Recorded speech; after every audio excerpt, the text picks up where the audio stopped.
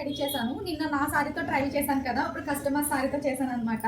ఇలా plain satin క్లాత్ని దానిలో తీసుకున్నాం. దీనికి మంచిగా ఇలా లేసెస్తో డెకరేట్ చేసాము. చేసి ఇలా 1 మినిట్ సారీ కింద అయితే దీన్ని రెడీ టు వేర్ కింద సారీ కింద అయితే రెడీ చేశాను. స్టార్టింగ్ ఇక్కడైతే ఒక హుక్ పెట్టాను ఇలాగా, ఇది జారిపోకుండా. అండ్ ఇది మన పళ్ళు దగ్గర హుక్ పెట్టాను అనమాట. ఇది మొత్తం అడ్జస్ట్మెంట్కి పెట్టాను. ఇది మొత్తం ఇక్కడ నుంచి ఇక్కడ దాకా బెల్ట్ ఎండ్ అయిపోయింది. జస్ట్